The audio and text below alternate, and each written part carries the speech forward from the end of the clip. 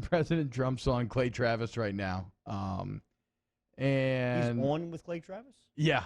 Travis was tweeting about it this morning that he got the call that the president was going to come on at 8 a.m. He's smart. I mean, look, everybody in that equation, smart on all fronts. For Outkick, for the president, for everybody. He knows who butters his bread, right? Sure.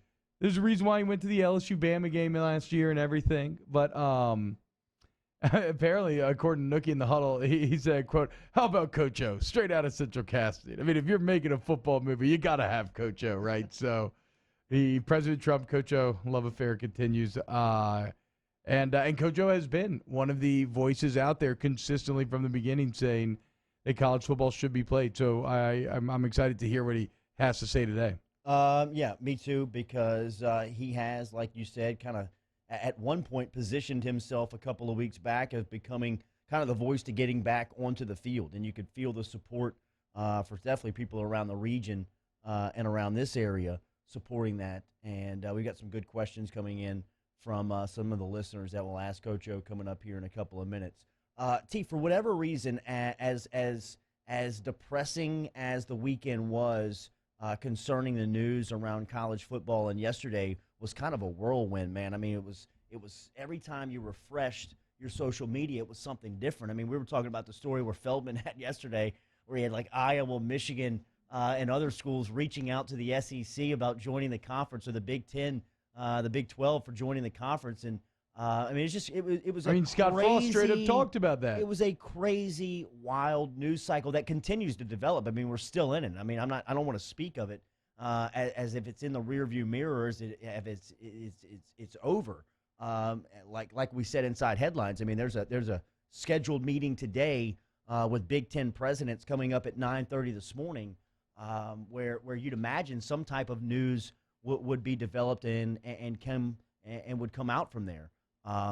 We did not see the scenario that we anticipated yesterday morning that we were reporting when I got off air. I know T had an extra hour up until 10 o'clock before I got out of here at 9 o'clock. But when I got out of here at 9, it looked like college football was going to be dead by noon. Yeah, it was the same thing. I mean, it was the same thing. The stories were just breaking. It seems like some stuff was off base. Or, I don't know, you never know what to trust here, because I'm sure that, like, there was a decision maker that told McMurphy that there was a 10-2 vote, right? Or who didn't, or it was the Dan Patrick report that we had cited. But is the Big Ten lying and saying that they didn't have a vote? Was it more informal so they can get away with it, saying, well, like, wasn't an official vote? Either way, when I look at this story, I think the Big Ten probably did reach that decision not to play. And then, Jordy, I think they floated a little bit of a trial balloon, or maybe somebody went rogue, but either way, a trial balloon was floated. And in the court of public opinion, I think the Big Ten maybe thought that there was a chance that they would be kind of applauded or heralded. And certainly that has happened in some circles, and maybe just the echo chamber that I live in. But to me, it felt like the majority of the response yesterday was anything but applause. It was that they were acting independently, they were acting rashly. That, why? I mean, you're planning on starting your season at the beginning of September. Why not do what other conferences have done, delay to the end of September, if not later? Like, why make an entire decision on all of fall sports right now when there's so much that you don't know? Like even Coach Saban said, like, look, I mean, it's still, there's still stuff we don't know, and this still could change. Like, what happens when students get back on campus? How does that all go? Like, there's a lot you have to figure out, and there's no reason, it wouldn't appear at least, to kind of wait and try to figure that out without painting yourself into the corner. And that's what it felt like they did a bit yesterday. Kevin Warren and the Big Ten president felt like they painted themselves into a corner. Nick Saban told ESPN, I want to play, but I want to play for the players' sake, the value they can create for themselves. I know I'll be criticized no matter what I say, that I don't care about the players' safety. Look, players are a lot safer with us than they are running around at home. We have around 2% positive ratio on our team since the 4th of July. It's a lot higher than that in society. We act like these guys can't get this unless they play football.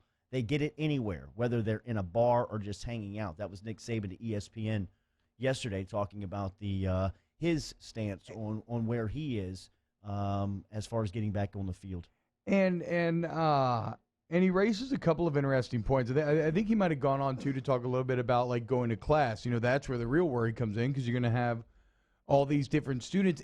And this is where there seems to be a bit of a disconnect, Jordy, in my opinion, between the Big Ten presidents, what they're saying is the motivation for making this decision, and then what the facts actually may be. Because they are framing this all about protecting player safety, right? Well, as Jim Harbaugh said yesterday, what I believe it was, as I find exactly here in my notes, I think it was 300. Okay, yeah. So they have had zero. Michigan has had 0 positive tests of the last 353 administered.